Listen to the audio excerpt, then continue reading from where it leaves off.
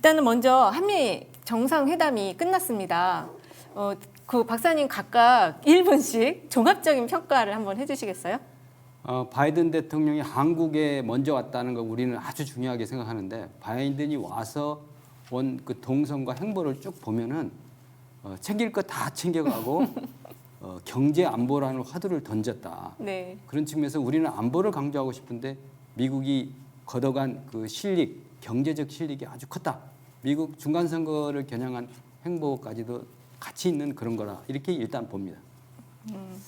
지난 1953년 한국 전쟁 이후에 한미 군사 동맹 체제가 출범을 했고 꾸준한 발전을 통해서 2012년대에 한미 FTA가 발효됨으로써 상당히 명실상부한 그 경제 협력 관계가 정착이 됐지요.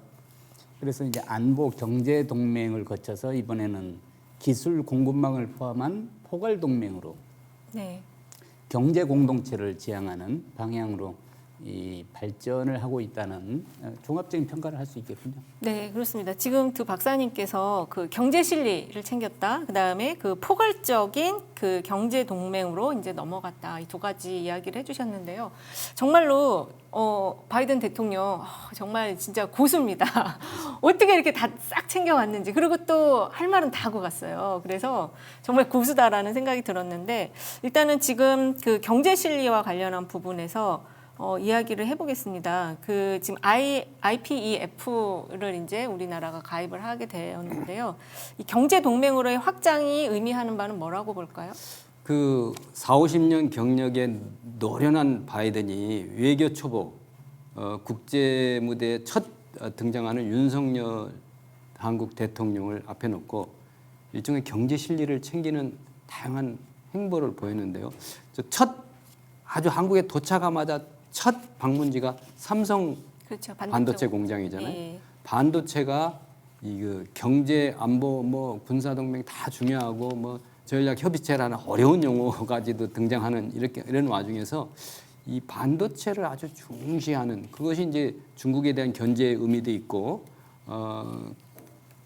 다양한 의미의 포석이 있지 않습니까? 그리고 마지막에 떠날 때는 이제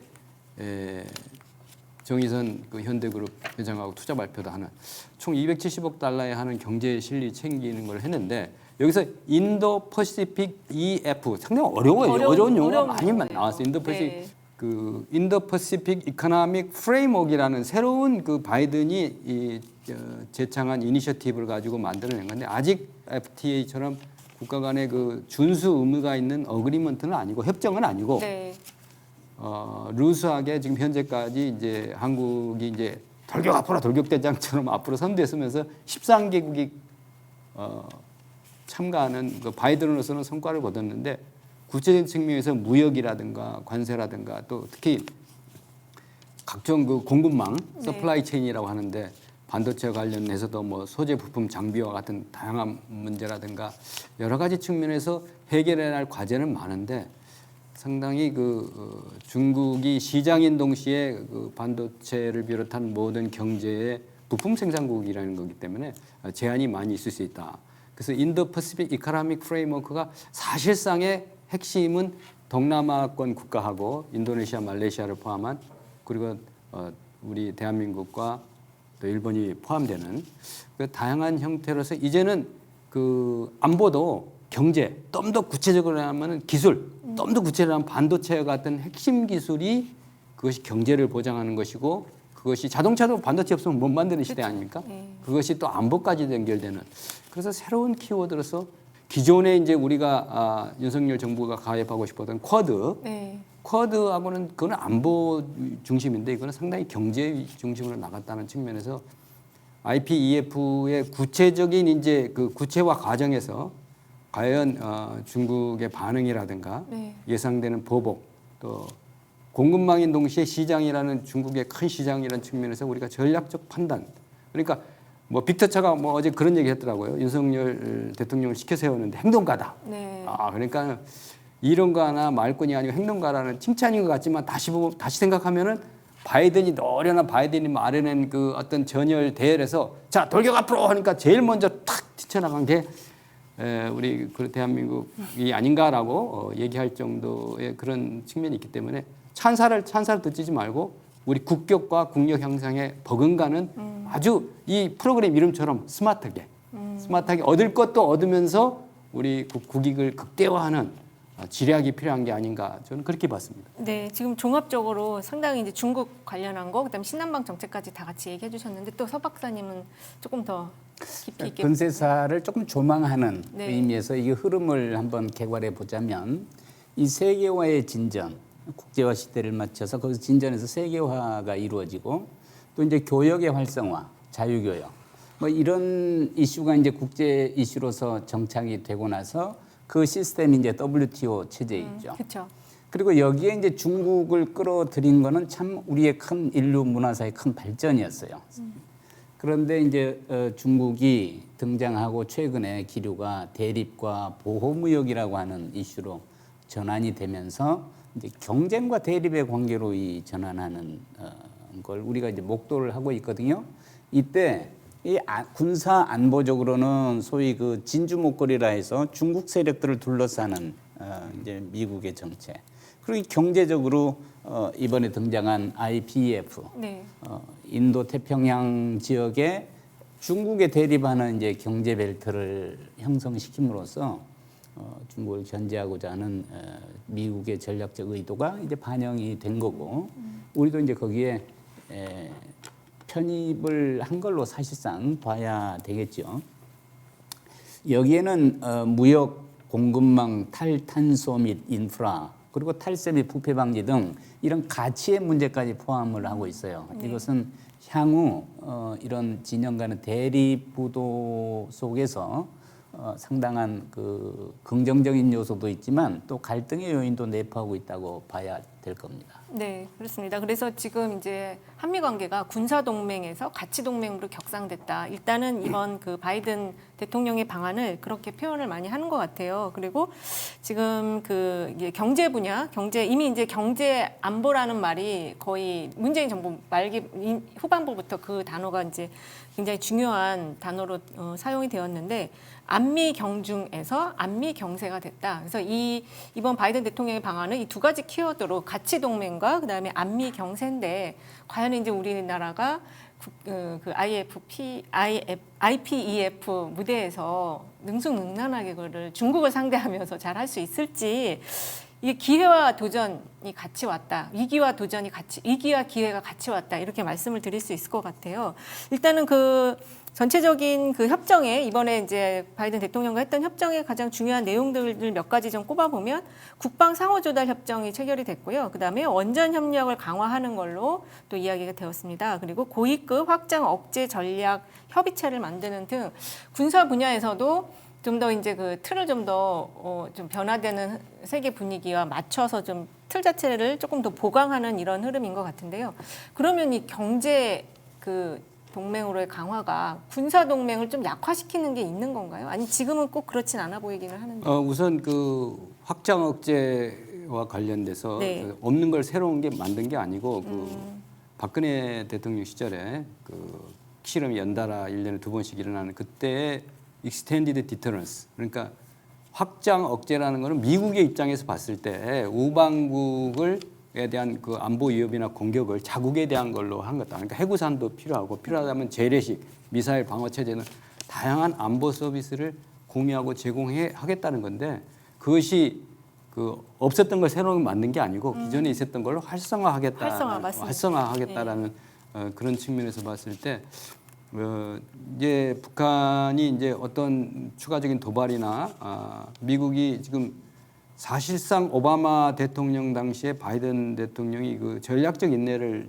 추구했던 외교의 상당 부분을 그 주도했던 그런 차원이기 때문에 러시아나 중국 이런 우선순위에 비해서 북한 문제는 중요하지만 급하지는 않다라고 지금 판단하고 있거든요. 네. 그런 측면에서 이번에 수행원 왔을 때도 국방장관이나 국무장관이 온 게 아니고 상무장관만 따라왔던 그런 측면에서 봤을 때 이 한미 간의 확장 억제 전략 협의체와 같은 그런 게 많이 날마다 회의하고 뭐 이런 거 등등 하는 다양한 워킹 그룹이 이미 존재하고 있거든요. 그래서 대화 소통 채널이 많이 있는데 이거 자칫 잘못하면은 미국한테 뭘 물어보고 뭘 해야 되는 그런 상황이 올 수 있는데 여기서 중요하게 생각되는 거는 이제 전략자산 전개라든가 대한민국 안보를 더 굳건히 하겠다는 걸 누가 말리겠습니까? 네. 그런 측면에서의 그렇게 안보를 완전히 그 강화하는 이면에는 또 다른 그 청구서, 비용 청구서가 또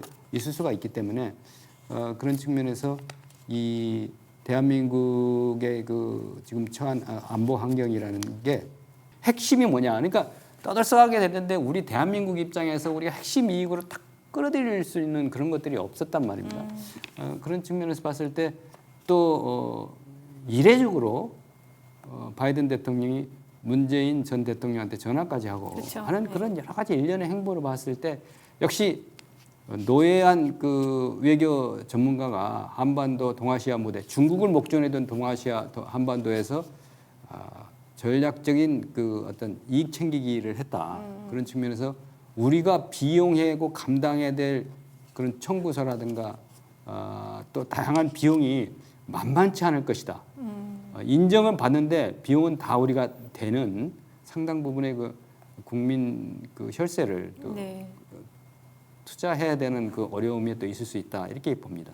그렇습니다. 예, 또 서 박사님 아까 그 탈탄소 얘기도 하셨는데 원전 협력 강화 이거 좀 배치되는 부분이 아닌가 그것도 같이 얘기해 주실 수 있나요? 우리가 이제 기술 공급망을 포함한 포괄 동맹 그리고 상호 호혜적인 관계로 발전을 했다는 부분을 강조하면서 이제 언론에서 일부는 한미 동맹 관계의 복원이 이루어졌다, 또 정상화가 이루어졌다 이런 표현들로 좀 시원하게 들리는 측면은 없지 않아 있을 수 있으나 네. 그렇다고 이게 뭐 붕괴돼 있었거나 무너져서 기능이 발휘되지 않고 있었다고 이게 전제를 하는 듯한 표현은 그렇게 바람직하지 않다고 봅니다. 그동안의 그 긴밀한 협력 관계가 또 이런 모습으로 나타난 것이지요. 그리고 이제 국제사회의 현안들이 또 이렇게 이런 걸 필요성을 부각시키도록 발전을 해 온 것이고요. 이참에 그 중국 측의 우려도 늘 고려를 해야 된다고 생각합니다. 네. 아시아 태평양 지역은 그 발전의 고향이다 이런 표현을 했어요. 중국 외교부 대변인이 지정학적 바둑판이 아니다. 그러면서 나름대로 여기도 협력이 잘 이루어지고 있는 지역인데 그 대립 관계로 이렇게 바라보는 것은 그렇게 바람직한 시각이 아니다라고 하는 우려를 표현을 했었거든요. 앞으로 이제 기술 공급망까지도 이 커버하는 한미 관계가 펼쳐질 텐데 기술 분야도 이제 주고 받고 기여할 건 기여하고 해서 시너지를 낼 수 있는 방향으로 상호 협력에 가는 그런 그 노력이 꾸준히 전개되기를 바랍니다. 네. 그러니까 한 가지만 그 재미 차원에서 네. 그 바이든의 그 저는 스트래티지 커멘트라고 그러는데 전략적 소통 차원에 팍 찌르는 용어들이 많이 나왔거든요. 네. 어떤 것들? 그러니까 뭐 예를 들면 당신이 나나 장가 잘 간 사람이야. 아, 네, 그 네. 메리덕. 메리덕 같은 뭐 네.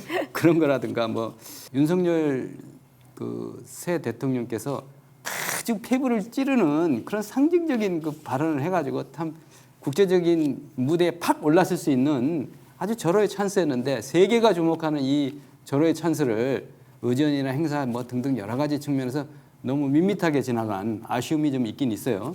지금 말씀하신 것처럼 이제 세계가 주목하는 외교 무대 첫 데뷔였는데 이제 아까 말한 그런 촌철살인의 뭔가 우리의 입장을 좀 정확히 딱 찌르는 그게 있어야 되는데 그거는 없었던 건 맞고 그나마 실수는 안 한 거에서 네. 그냥 긍정적 평가를 지금 하는 것 같더라고요.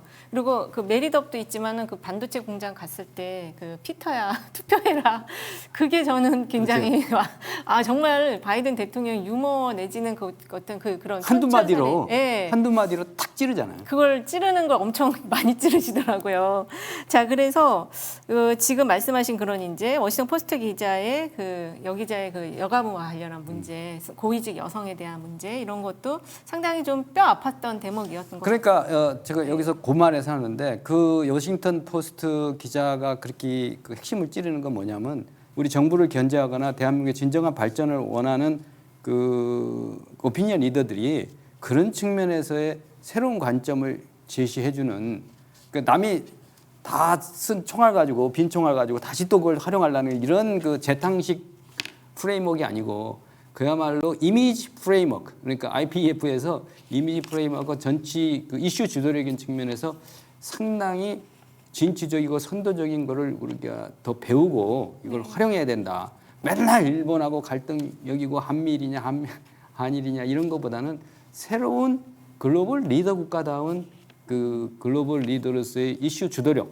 거기에서 리더의 천천살인 이런 거 우리가 더 배워야 되는 게 아닌가 이렇게 생각이 되네요. 네. 세계의 안보 문제를 네. 리딩하고 또 선도해가고 이그 시큐리티 그 서비스의 프로바이더로서 이제 역할을 하다가 네. 결국 미국은 그런 안보 이슈를 동맹국에 의존하고 책임을 분담시키려고 하는 이제 전략으로 이제 이 전환을 하고 있는 것은 다 읽히고 있잖아요. 네. 미국의 부담을 축소시키는 이 트렌드는 한동안 계속될 것이고 그렇다면 그 부담은 이제 동맹국들의 몫으로 이렇게 청구서로 날아갈 가능성이 많은 거지요. 네. 과거에 두 개의 전쟁을 동시에 수행한다는 전략을 폐기했어요. 그게 뭐 2012년 무렵인데 그 이후로는 이제 이 안보 문제는 동맹국들과 함께 부담하겠다는 거예요.